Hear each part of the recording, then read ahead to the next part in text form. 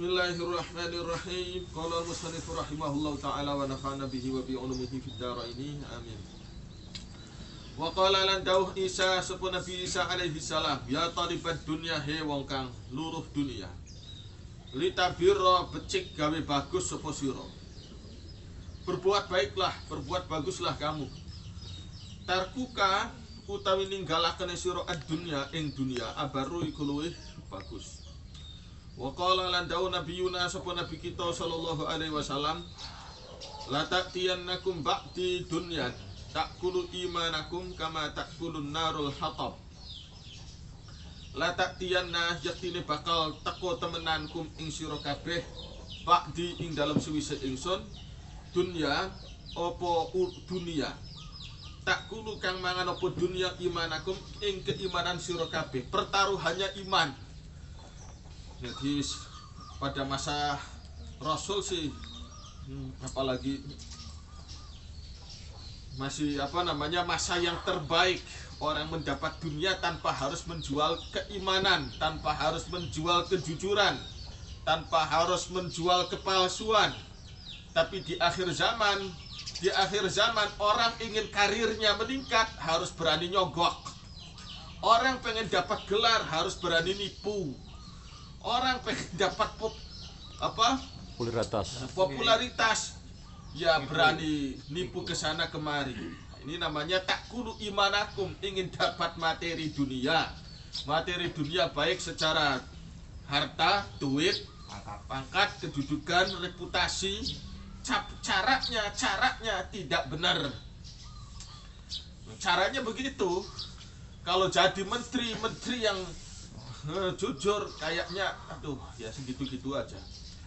Jadi seorang pendidik, jadi seorang pejabat kalau jujur ya gajinya cuma segitu-gitu saja. Jadi anggota dewan ya memang segitu-gitu aja. Tapi orang akhirnya panas, pengen dapat harta yang banyak. Maka karirnya caranya begitu. Pengen jadi pegawai sampai jual sawah buat nyogok. Kemudian saking ingin keceluk, saking ingin disebut sebagai orang sukses, dapat pangkat, dapat gaji. Saking segitu inginnya mereka mengorbankan kejujuran, bikin ijazah palsu, banyak kasusnya. Bikin plagiat, yang rada mendingnya plagiat, copy paste. Ini kan kepalsuan semua itu. Kepalsuan semata, gelar-gelar palsu, oknum koruptor dikasih gelar-gelar. Nah ini kan namanya palsu. Itu aja 25 juta udah bagus jalannya. Ya cuma jalan kampung gak kecil. Ya tapi di markup membutuhkan dana 5 miliar. Itu. Ya entah markupnya berapa relatif lah ya, tapi kan markup tuh. Masyarakat juga nggak ngerti, awam itu kan. Kama takulu imana, kama takulu kaya oli mangan, kaya oli membakar annaru opo geni al hataba ing kayu bakar. Jadi itulah orang kalau pengen kelihatan moncer di zaman akhir, ingin kelihatan begitu suksesnya, banyak yang sampai jual keimanan, jual kejujuran, harus bertopeng kepalsuan. Sampai ada itu dosen apa itu, Bang Arnel tuh pernah jadi dosen hubungan internasional. Bilangnya kalau belum menjadi raja tega, kamu jangan usah terjun ke dalam dunia politik. Bukan berarti politik itu nggak benar lah ya, bukan nggak benar. Diperlukan juga. Dunia itu saling carut marut, saling bagaikan benang yang ruwet. Urusan dunia itu saling mempengaruhi, tidak dipengaruhi oleh 1-2 pihak, tapi saling mempengaruhi, ruwet sekali. Lah keruwetannya berujung di akhir dunia ini, berujung sampai ya begitu itu tadi. Pengen dapat fasilitas yang wah, caranya ya begitu. Caranya ngibul sana, ngibul sini. Ngibul sana, ngibul sini sudah. Kalau lempengan aja susah. Wa auha lan maringi wahyu Allahu supaya Gusti Allah taala ila Musa maring Nabi Musa alaihi salam. Ya Musa, he Nabi Musa, la tarkananna ojo condong temen sepo sira ila hubbid dunya maring cinta ning dunia. Fala antaktia moko demi yaktine lamun teko sepo sira ing ingsun bikabiratin kelawan siji dosa gede. Iya utawi dunia asyaddu iku luwih berat minha tinimbang kabirah. Wa amarra pernah lewat Musa sepun Nabi Musa alaihi salam bi rajulin kelawan siji wong lanang. Wa huwa hale utawi rajul yabki iku menangis sapa rajul. Wa raja'a lan balik sapa rajul wa huwa hale utawi rajul yabki iku masih nangis sapa rajul. Faqala nuli doa Musa sapa Nabi Musa. Nabi Musa berdoa, ya Rabbi du Gusti, abduka utawi kawulane Tuhan, wonten kawulane panjenengan tiyang wau kula panggihi tiyang wau nika siwek nangis. Bahkan sampai wangsul nggih tetep taksi nangis. Ya beki hale nangis sapa abduka min makhafatika karena wedi panjenengan, karena wedi Tuhan. Faqala nuli dawuh Gusti Allah, ya ibna Imrana, he Musa bin Imran, kamu gak usah sentimental, begitu terharu melihat orang nangis tuh. Banyak orang nangis. Tapi lau salah lamun mengalir dima'uhu. Oh dimahuhu ya, gin ya. Dimahuhu ya, otake si rajul ma'adumu ainihi ing dalam sertane piro-piro banyu mata lorone rajul. Warafa'a lan sampai ngangkat sapa rajul yadaihi kedua tangane rajul, ngangkat wis berdoa begitu serius, tidak ditaruh-taruh hatta yasputo sehingga protol opo yadaihi, taruh berdoa mengangkat kedua tangan sampai protol, sampai keplek tangannya, sampai keplek. Lam agfir, maka orang ngapura sapa ingsun. Kata Gusti Allah, meskipun jangankan baru air mata ya, taruh otaknya sampai keluar. Saking berdoanya itu, saking banyaknya air mata yang keluar dari ratapan orang tadi. Taruh dia berdoa sampai kedua tangannya keplek, tapi aku tidak akan mengampuni dia. Wa huwa hadik utawi rajul yuhibbu iku masih cinta sapa rajul, masih cinta ad-dunya ing dunia. Selama dia masih cinta dunia, masih sikut sana sikut sini, cadong sana cadong sini, pukul sana pukul sini, tipu sana tipu sini, ngibul sana ngibul sini, ya sudah. Itu kan sama dengan hadis Nabi itu kan. Wa dzakara rajulan ash'atha aghbara yamuddu yadayhi ila sama' fayaqulu ya rabbi wa mat'amuhu haram wa mashrabuhu haramun wa malbasuhu haram wa hudiya bil haram fa anna yustajabu lah. Ada contoh orang yang begitu mengenaskan, keadaan perjalanan, keadaan sendirian, itu kan berarti orang yang sangat ngenes. Allah kasihan kalau orang melihat orang yang ngenes itu, Allah kasihan. Begitu ngenesnya sampai dia berdoa menengadahkan kedua tangannya, berdoa sampai serius. Tapi makanan minumannya haram, baju yang dia pakai baju haram. Ya bagaimana doanya akan dikabulkan? Kata Rasul.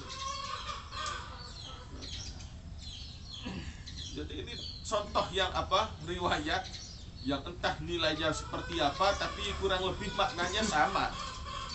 Al-atharu qala dawu sapa Aliyun Sayyidina Ali radhiyallahu anhu, man jama'a fihi sitta khisalin lam yada' lil jannati matlaban wala anin nari mahraban. Man utawi sapa wonge jamaah iku ngumpulaken sapa man fihi ing dalem awake dhewek ing dalem man sita khisalin ing 6 pira-pira sifat. Lam yadak moko ora ninggalaken sapa man lil jannati kanggo surga matlaban ing pencarian. Jadi sudah cukup pencarian dia menuju ke surga kalau dia memiliki 6 sifat ini. Wala anin nari lan ora saking neraka mahroban ing kabur. Sudah cukup dia kabur melarikan diri dari neraka seandainya dia punya 6 sifat ini. Awaluha utawi pertamane kawitane situ khisal man iku utawi sapa wonge. Man iku wong itu man mausul aja, man mausul bukan man syartiyah. Man iku wong arafa kang kenal sapa man Allah ing Gusti Allah fa ata'anu li ta'at sapa manhu ing Allah. Orang yang makrifat billah.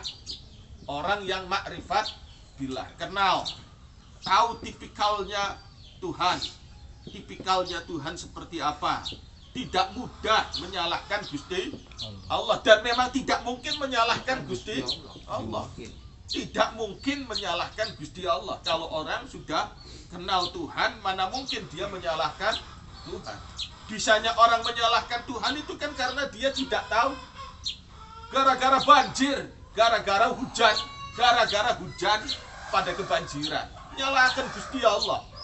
Nyalahkan perbuatannya Gusti Allah. Semono Gusti Allah ngupai hujannya dianggap salah. Tidak ngasih hujan salah terus. Jadi Gusti Allah di mata orang tidak kenal Allah salah baik, dianggapnya bodoh. Gusti Allah itu dianggapnya bodoh.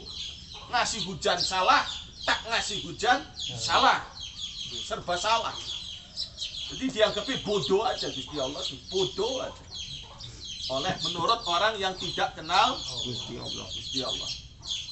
Kenapa kok sampai hujan terus? Memang musimnya, memang sudah musimnya hujan. Dikasih hujan penuh rahmat kok malah mengeluh. Memang sudah waktunya hujan kok nggak boleh hujan. Nanti gimana ini kan?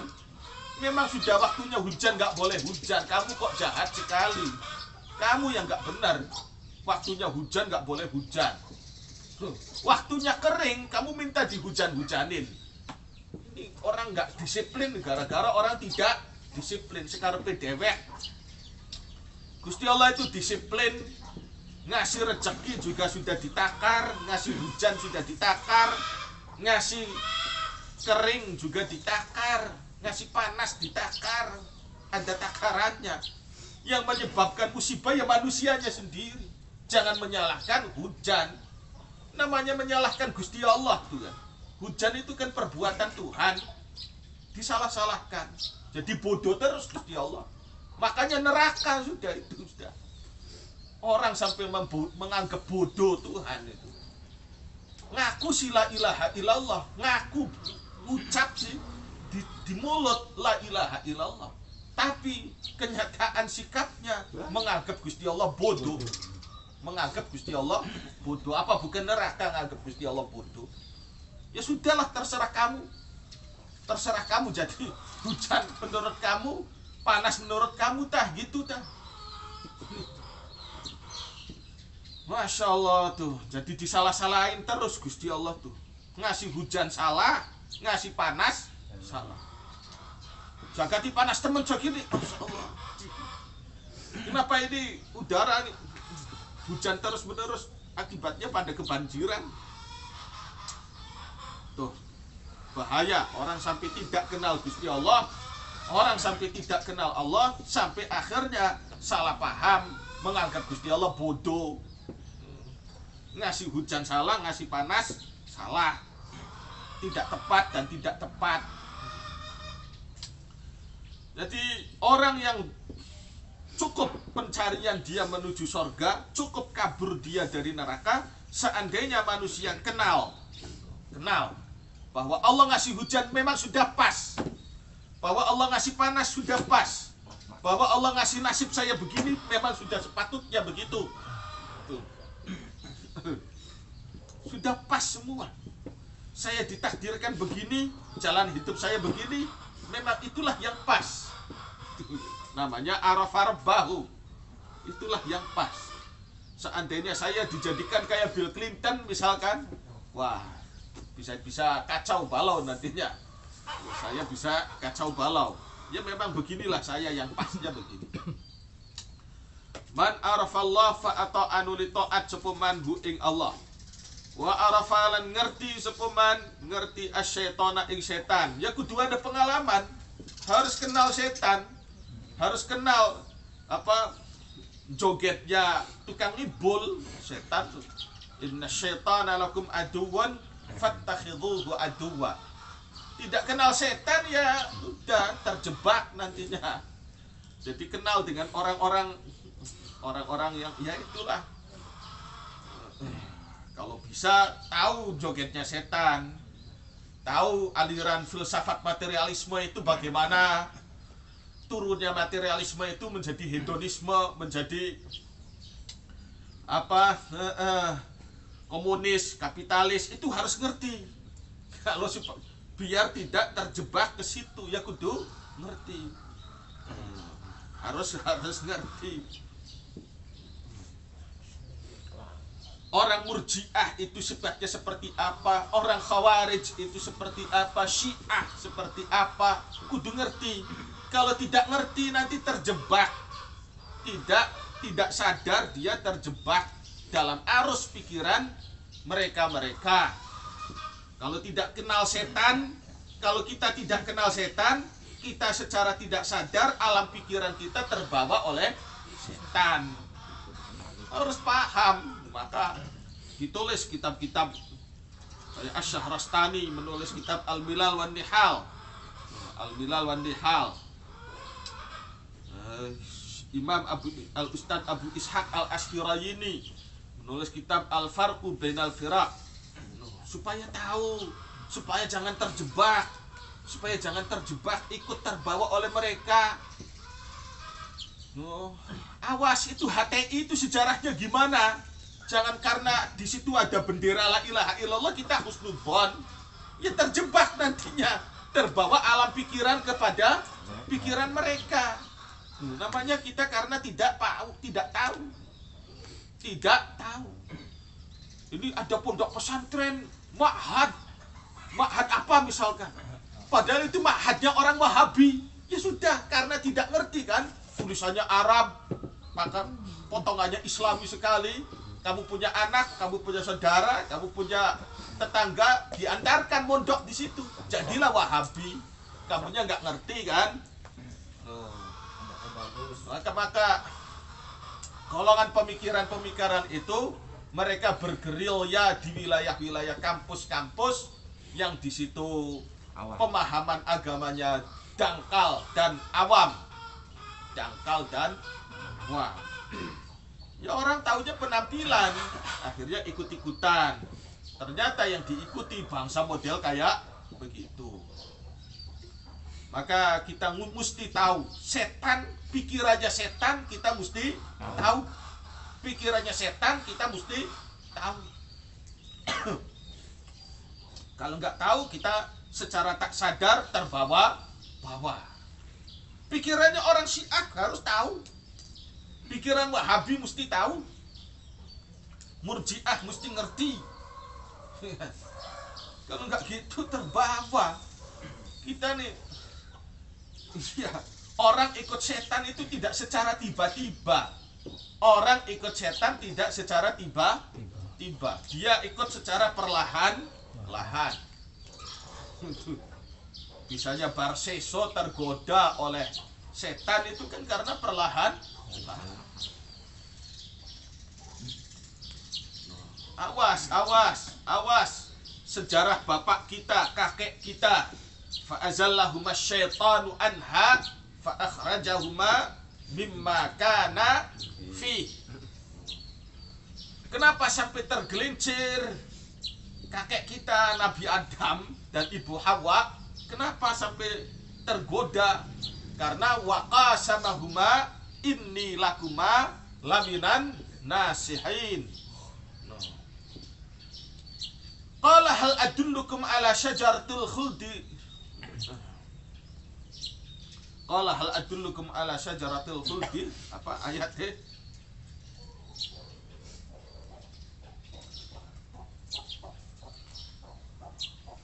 Wa qala ma nahakuma rabbukuma an hadhihi syajarati illa an takuna malakaini aw takuna minal khalidin.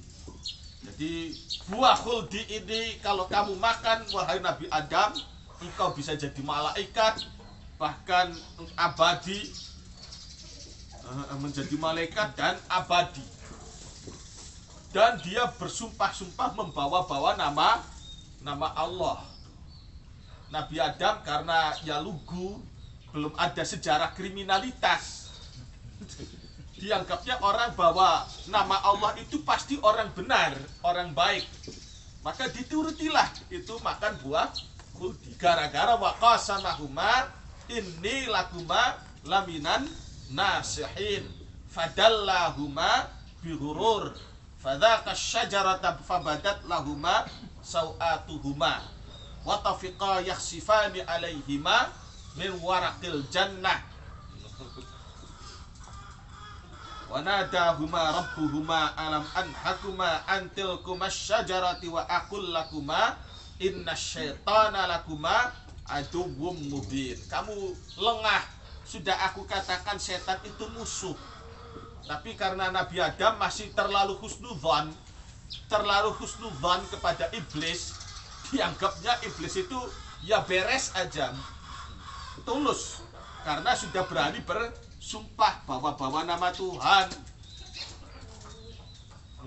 Jadi iblis itu mainnya main halus, permainannya merekrut manusia itu dengan cara halus, tidak dengan kayak di film-film apa namanya matanya melotot gitu kan. Ya orang pada takut kalau iblis matanya melotot, dah kupingnya debleng, untunya dangas, giginya pada dangas gitu kan. Dangas itu apa bahasa Indonesia? Tonggos. Giginya dangas. Aming loh, angel mingkem. Nah itu kalau setan potongan begitu ya orang-orang pada kabur lah. Kalau giginya setan itu dangas alias tonggos, menyeramkan, ya kabur. Jadi permainan setan itu ya permainan halus. Jadi manusia mesti tahu jalan berpikirnya setan seperti apa, gayanya setan seperti apa.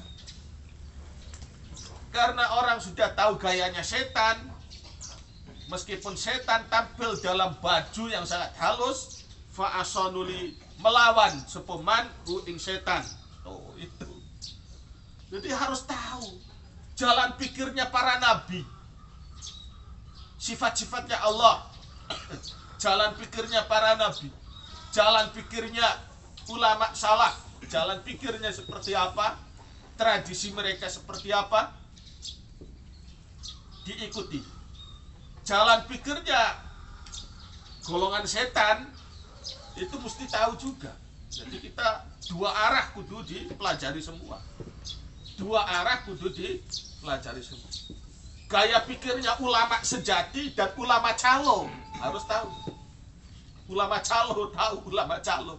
Padu asal ngomong bisa, itu calo gitu kan. Ya calo, gayanya calo gitu. Gayanya calo begitu. Ada mobil Alphard, ya ada, saya punya. Iya. Punya. 2 KB wes. Ada tanah di dekat kota, ada enggak? 2 saya ada aja. Mau butuh yang berapa? Berapa hektar? Berapa? Itu meyakinkan ucapan calo tuh. Tahu. Jadi kalau kamu tanya calo punya barang apa, pasti punya semua. Mau mobil kek, motor kek, rumah kek, sawah punya semua. Calo punya semua. Saya lagi butuh lahan nih, saya punya. Kata si calo, padu asal amo dingin, ya kan? Deke sapa si embu temen. Yang penting anak baik dingin. Ulama calo pun begitu. Sudah di sini lengkap di sini tuh. Mau apa aja ada. Mau belajar apa? Mau belajar ilmu nahwu, Ada. sorof, ilmu fikih, ada semua komplit di sini komplit. Setelah dibuka, masya Allah ya. Ada hubungan, Pak. Namanya calo ya begitu. Komplek wajib berbahasa Arab atau Inggris tulis saja. Setelah dimasuki, masya Allah isi ngomongnya bahasa Purwokerto, Inyong. Saya ini kan namanya calo ini. Orang pas, masya Allah. Kawasan wajib berbahasa Arab atau Inggris. Ternyata ngomongnya Inyong. Waduh ya gini gimana Inyong sih? Ya ini namanya calo kan gitu. Padu asal iya aja, punya aja dulu. Mau belajar ilmu apa aja ada di sini lengkap. Ternyata isinya kosong. Nah ini namanya ulama calo. Ulama calo. Ulama calo. Ngaku aja padahal isinya kosong. Calo tuh. Tong kosong nyaring bunyinya. Tong kosong nyaring bunyinya. Iku Pak Kaji sing duwe tanah sih menang. Menang kayak mobil. Si calo sih ora duwe apa-apa ya wes. Ngomong bae, Pak Kaji wis menang bae sampeyan ya sekali ngomong. Ini apa ukurane? Apal tipe-tipe apal semua. Daripada sing duwe daripada yang punya tanahnya sendiri. Lebih apal calonnya. Lebih apal calon. Calo ilmu pun begitu. Daripada ulama yang sebenar-benarnya ulama, lebih apal si calo. Calo sih lebih apal sudah. Kitab ini, kitab itu, wah sudah apal semua. Apal semua segala-gala nama kitab, apal semua. Dikaji sih nggak ada yang dikaji. Kadang kiai ini kan, karena dia nggak mampu beli kitab ya punya kitabnya nggak banyak, tapi dikaji utuh. Ini kan kiai beneran. Ini kan kiai beneran. Kalah sama kiai calo. Kiai calo sih nggak ngaji tapi apal nama-nama kitab, apal nama doang, nggak ada yang dikaji.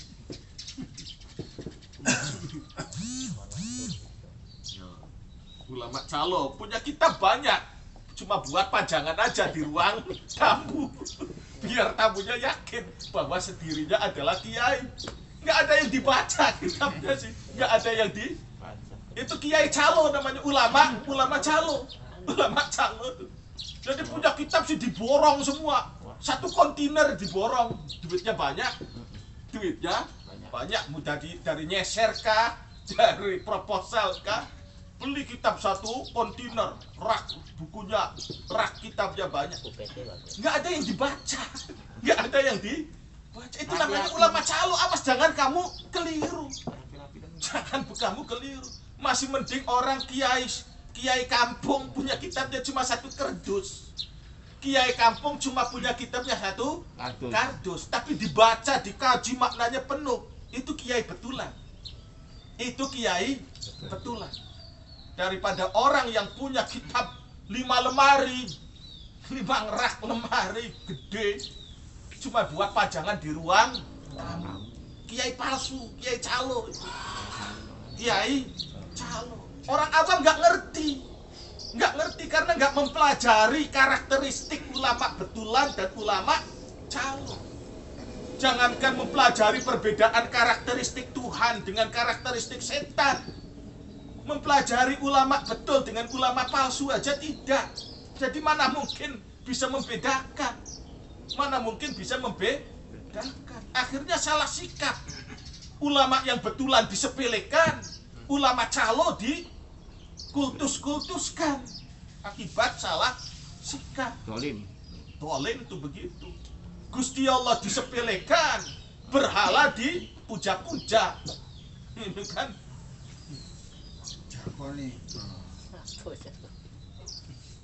iya, masya Allah, orang musyrik itu kan begitu karakteristiknya, zalim itu begitu, zalim.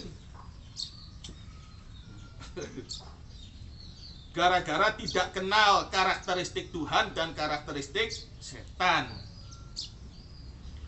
Wa arafa lan ngerti sapa wong al haqqa ing sapa man al haqqa ing kebenaran. Fattaba'an nuli ikut ngintil sapa man hu ing hak. Wa arafa lan ngerti sapa man al batila ing kebatilan. Fattaqa nuli ngindari ngadohi sapa man hu ing batil. Wa arafa lan ngerti sapa man ad-dunya ing dunia, karakteristiknya seperti apa. Farafadha nuli buang sapa man ha ing dunia. Wa arafa lan ngerti sapa man al akhirata ing akhirat. Fatalaba nuli kegulat sapa man ha ing akhirat. Wa qala al Hasan wallahu a'lam bishawab.